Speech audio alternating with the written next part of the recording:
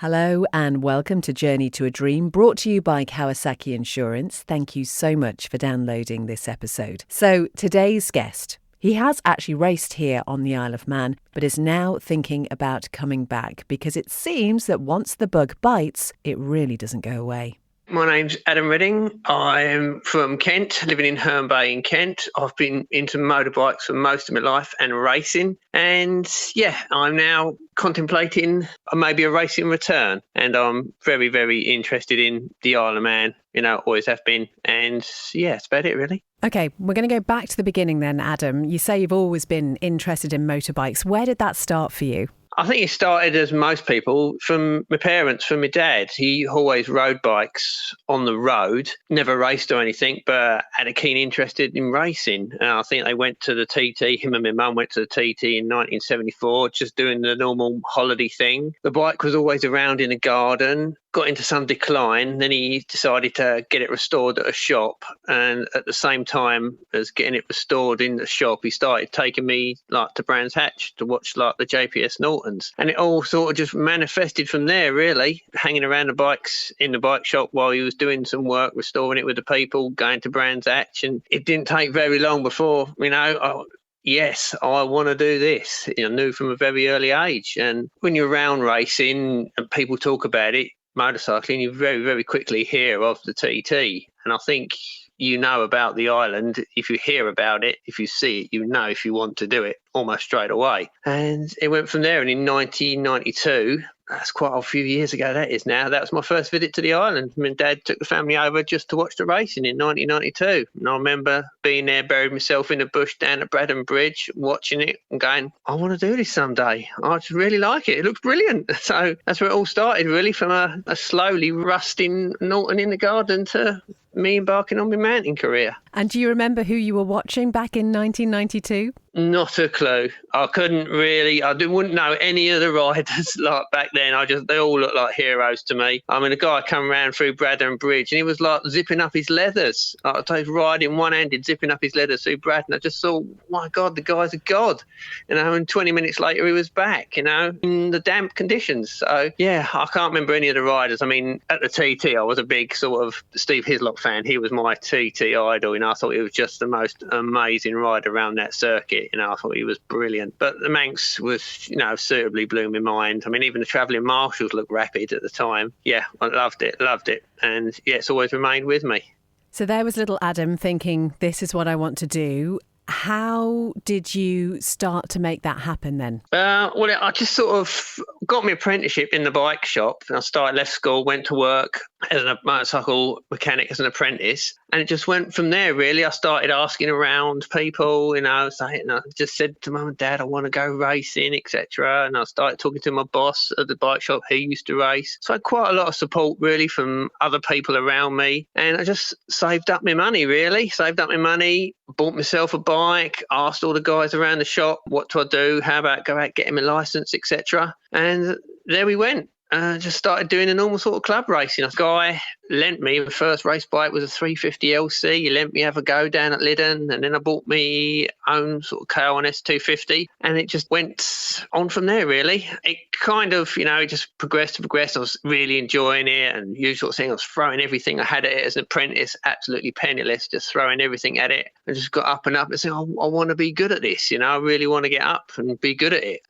From a little two-stroke onto a bigger sort of four-stroke, kind of get sucked into the short circuit thing, as you're getting better, you're gaining your experience, and the TT's never far from your mind. I remember a guy was with me, was mechanicking with me, was racing 600s at the time, was doing pretty good. He said, are we going to do the TT? I think it's about 98 or something. I said, yeah, I think we are. Maybe in the year 2000. But the short circuits just sucks you in like everything else, your money, your time, and it just lost a bit of focus on actually doing the TT around the year 2000, just concentrated on the British Supersport, which just consumes you every waking moment and all your financial moments. It was always in my head, TT. It just got pushed back due to the British Supersport. It kind of lost focus with it a little bit. And as is the way with racing, a few years later, I just had to throw the towel in because it was like penniless, really. I was reasonably young, but absolutely broke.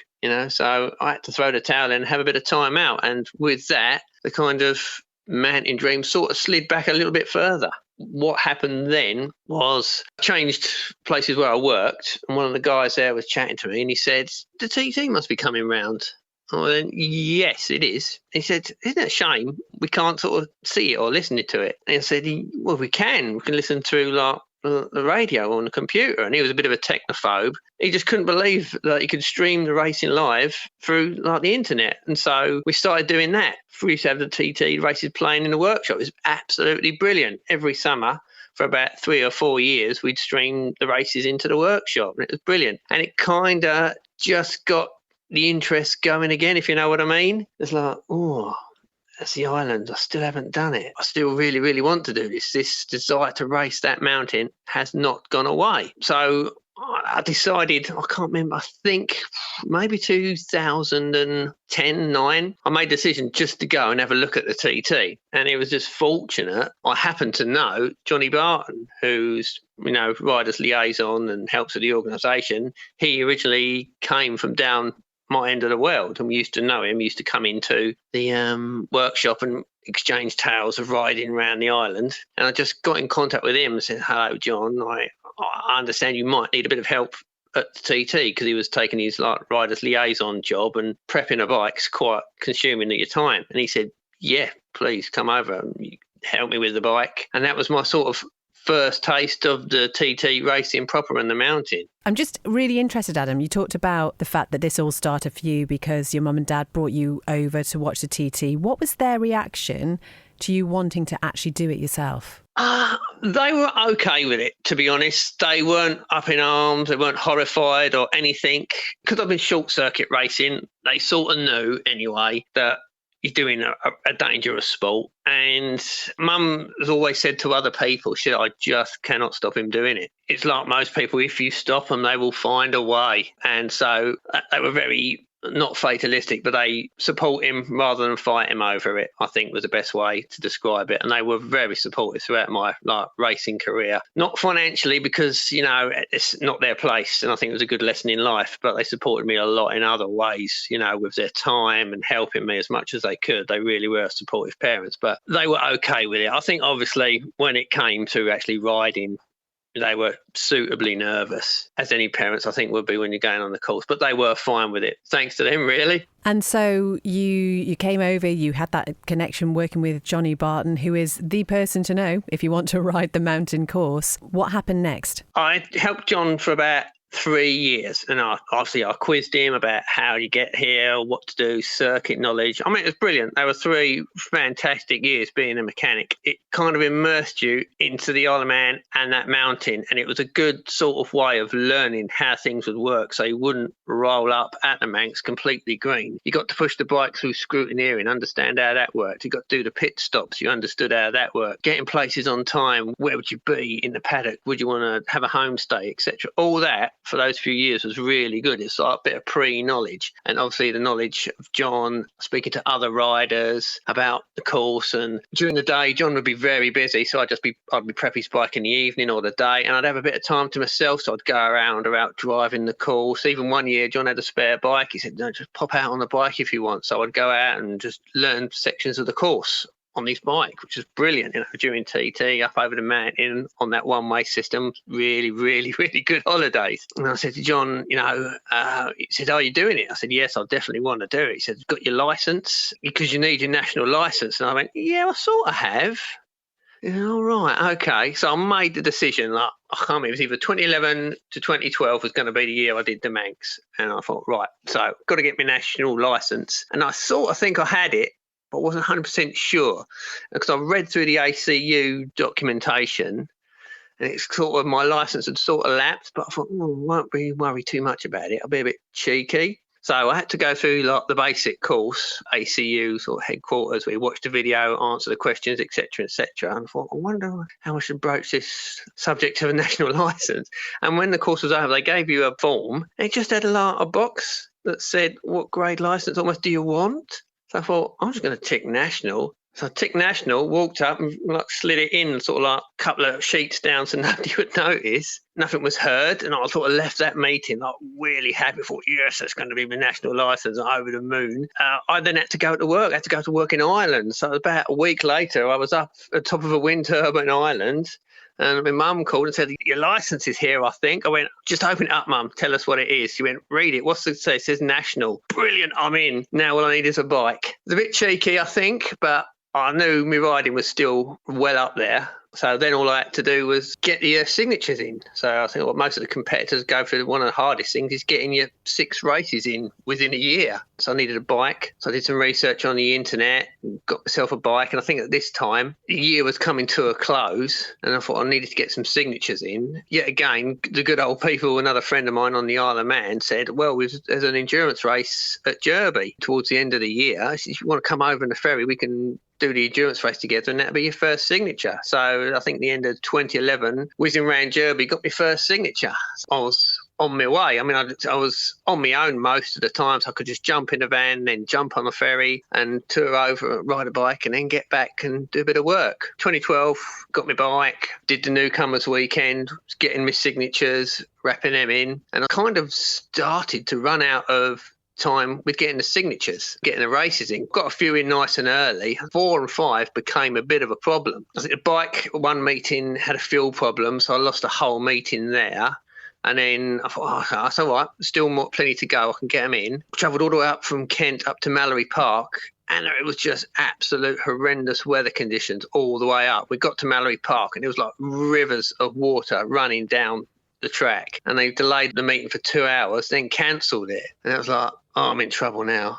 I'm really struggling to find some races and get to this island. And it's like, oh, it's got to be this year. I don't know how I'm going to do it. But, it's just one of those moments. It's been so long. Everything was in motion. I really needed to race that island this year. I put a lot of work into it, homework, etc. And the only way to get the 2 remaining signatures, 2 meetings available, and another one was on Derby. And the very next day was one in Darley Moor. And that's how tight it was. So the plan, I drove up to the ferry on my own, jumped on as a foot passenger. My mate picked me up the next morning on the Saturday. We raced his bike again, the one we raced on the endurance. And this is how lucky we was. He said, who wants to start the race? I said, oh, I'll do the first race. I said, do you mind if I do? He said, yep, fine. Did the first race, got it out of the way, got my signature. The very next race, massive crash on the start line, fuel and oil everywhere over the circuit. The meeting got cancelled. If I hadn't ridden that bike first, I wouldn't have got that signature. So that was luck beyond belief. Back to the ferry, over the ferry, into my van and drove to Darley Moor, slept in the van overnight and turned up at Darley Moor, having never seen the place, raced around it, got my signatures. And I tell you, just knowing I'd got that last signature, I was left, I can't remember, finished about 6th or something, which was well over the moon with in one of the races. It felt like I'd won a MotoGP World Championship because it just meant I could get to that island. So I just left completely on my own, and nobody there to help me whatsoever, loaded up in my van, absolutely euphoric. Brilliant, I'm going to race this island. From then at that point, we was on our way. I am exhausted after listening to that, Adam. I mean, did you actually have anything outside of that racing focus at all at that time? I mean, you talk about sleeping in the van. Did you actually sleep at all? Yeah, a little bit, I just thought I was slept on the ferry, but you can't explain how it consumes you. Because I think I was on my own, I could focus more on it. I was footloose and fancy free, I suppose the term is, to drive around. But yeah, I'd sleep on the ferry, I'd catch a lot. I was going to Darley Moor. I can't remember how many hours sleep I had. It wasn't many, but it kind of just sharpens your focus, to really concentrate, just get it done. Now, don't go silly, get it done. So yeah, it was a tiring time, but it was worth it then. And after that, just them signatures done, sent to the ACU, all the stuff, all the paperwork went into the Manx Motorcycle Club, email dropped in, yes, you're accepted, brilliant. And then it was just, after that, it was a period of calm, let's say, relax a bit and just prep the bike, prep the bike and prep yourself, every night. 3-4 laps on the laptop until you fall asleep with the thing running on you, like burning hot when you wake up, your laptop's on you. And it was a period of relative calm up until, we set sail to race proper. And who did you bring with you? The first time, it was nobody. My parents did come, work commitments and stuff. They couldn't come until a good few days after I got to the island. So I set off on my Todd, basically. I just drove all the way, got the ferry, nobody there, on my own, got over there, found the place I was staying, and then just started all the preparation. So it was a strange experience, I have to say, doing so much of that on your own. You are kind of riddled with nerves. I popped round and saw Johnny. He was over the moon to see me that day and I was looking forward to it. But he's still a busy man outside of the TT as well, and Manx. So I went up the paddock, did all the scrutineering, paperwork and stuff, and got everything squared away for the next day, for the first day of practice in your speed control lap. And I just managed to find a guy I knew who was just ambling around the paddock and said, could you just give us a hand for today, just for my speed control lap, And so, off we went for my first ever lap, effectively unsupported. That's just the way it was. And then my parents were on their way and a couple of guys on the island that could pop in and help me, but they were fitting it all in around work. But speed control lap was still really good, Again, just being on my own just helps, in some ways, just really sharpens you up. Don't do anything silly. It's your speed control lap. Just take it in. So that speed control lap is one thing, and then you are effectively allowed to go round at whatever you feel is a reasonable pace. How is that for you? Normal sort of shenanigans. It's never easy, is it? So we did our speed control lap. And I think we all come in the pits. And I think from memory, the next practice was going to be the other lot of the guys that had been there, no newcomers. And then I think we was allowed to go. I think they rolled out the pits. And then within 5 minutes, the mist had rolled in and it got cancelled. We only got the one lap in that night.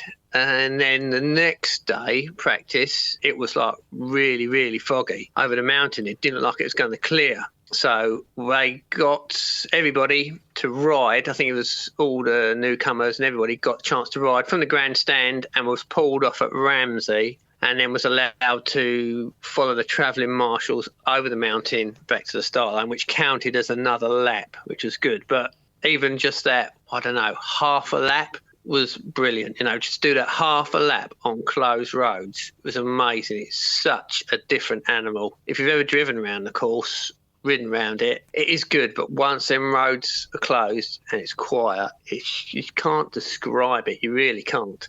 It's absolutely amazing. But just a half a lap, it's just I just want so much more. And so day 2 was a bit of a letdown, but still, really good. But day 3 was the day it's got to do 2 laps in the sunshine around the course, and that was good. My mate turned up on the island to help me. He managed to finish work early. He helped me in the pits, helped me with getting through scrutineering, and away we went on our first proper 2-lap stint. But I may have to nip off afterwards. So, okay, so I shot off and did those 2 laps. It was mind-blowing. It was absolutely brilliant. You just can't ride a motorbike that fast for that long around those sort of corners anywhere in the world. I saw a guy once at the TT. He come over, I think it was first night of practice, and he was on the super twin. He come over the line, I think right at the end of the session, and he was punching in the air.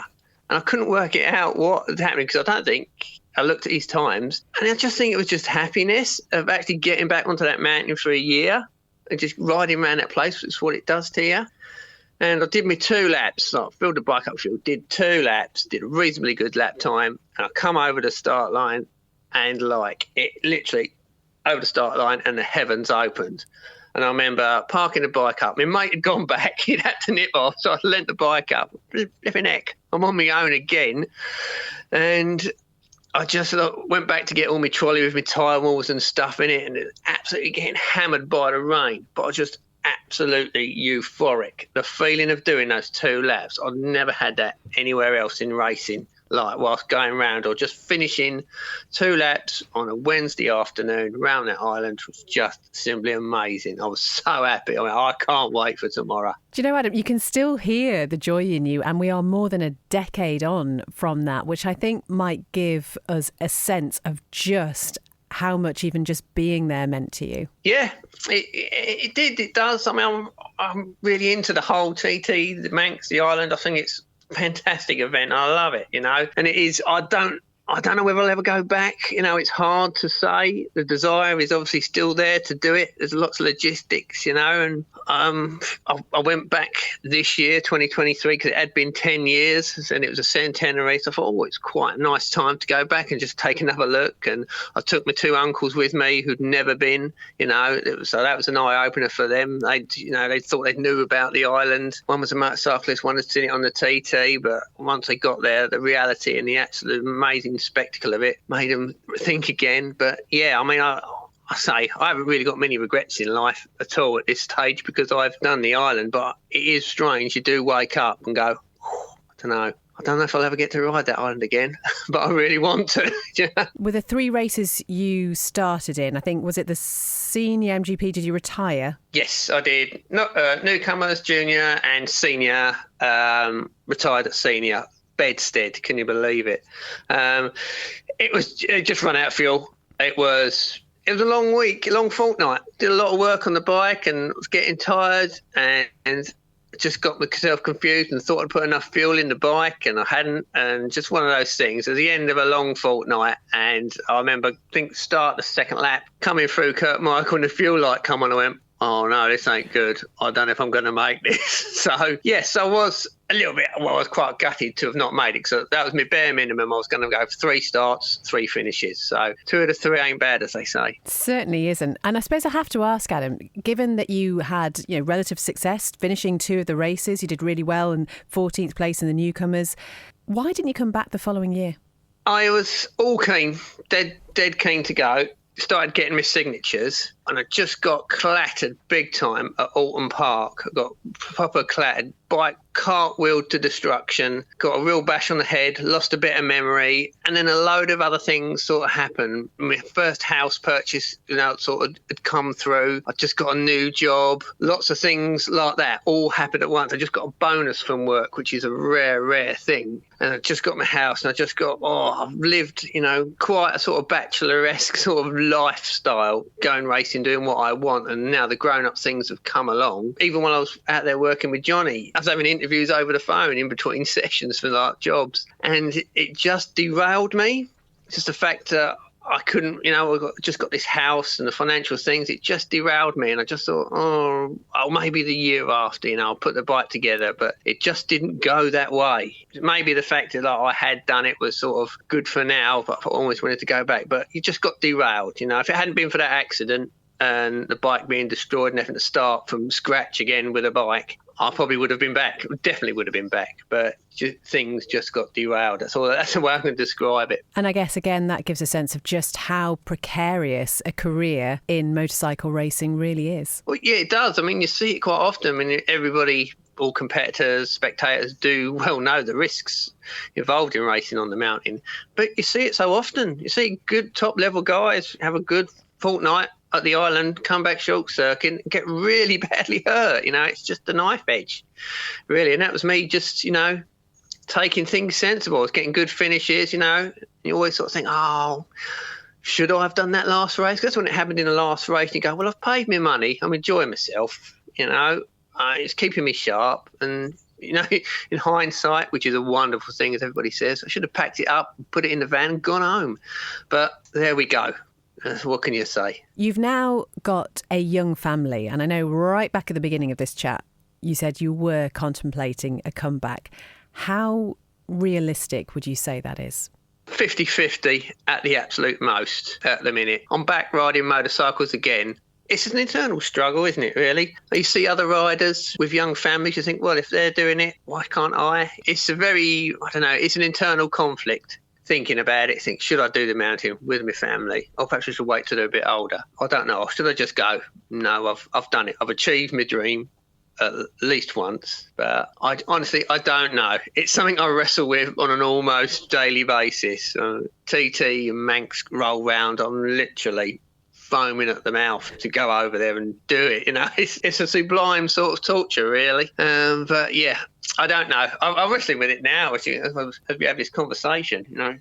I went there just a week ago, and just watching the guys go around, and just wanted to jump on a bike and race around it, Can't explain the cool of it, really. And if you could maybe think ahead, I don't know, 15, 20 years or so to when your children are grown up and perhaps come to you and say, oh, Dad, do you know what I want to do? I want to race that mountain course. How do you imagine you'd feel? I think your natural instincts would kick in, protection instincts, worried instincts, but I just have to let them do it. I just would. I couldn't argue the fact that I did it. And life is dangerous. People get hurt and lose their lives in the most ridiculous of manners, just carrying on with ordinarily boring everyday life. To achieve your dreams as it is and go over there and race that mountain, you got to do it. It is dangerous, obviously. I can't deny that it isn't. But there's a lot of crazy sports and activities that people do that are super dangerous, I mean, my daughter says, going free climbing, Dad. I'm climbing this massive rock, no ropes. No, you get over there, you race that island. No way. So you like one hand on that rock, dragging you down. That's how I perceive that as far more dangerous than the Isle of Man. When do you think you'll make your decision then? I honestly don't know. It won't be this year. I've got lots of stuff going on. As I say, I'm starting track riding again, which I'm enjoying a lot. Whether I actually start racing on the short circuits again, somebody did very casually tap me up about partnering them in an endurance race, so that hasn't happened. I've got to get my licence back, all that sort of stuff. I don't know. We'll see. If we get back on circuit, we start racing, we'll just go from there. We'll see just how the call comes. I can't honestly say it's a definite, in an ideal world, yes, I'd go tomorrow, but you just get that conflict between wanting to go and protecting your family. It never leaves you. I think that's the best way to describe it. It never leaves you. I think obviously if you've had a good run at it, and some people have had their time on the island, they go, yeah, I'll enjoy myself and I don't want to do it anymore, for whatever reason. Maybe if I'd finished that senior, that would have been it. But then I'm a competitive person, and I always wanted to, my ultimate long-term goal was to have started and finished a senior at the TT. But that is well gone, I would have said nowadays. But yeah, I'd go back and race anything really, I think, around there. Just that's how it is. Adam, it's been brilliant talking with you. And once you have made the decision, certainly if you make it to come back here, let us know, eh? Yep, will do. I'll let you know. I'll send the fireworks up. This Journey to a Dream podcast has been brought to you by Kawasaki Insurance. Visit their website, kawasaki-insurance.co.uk, to find out how you can get covered.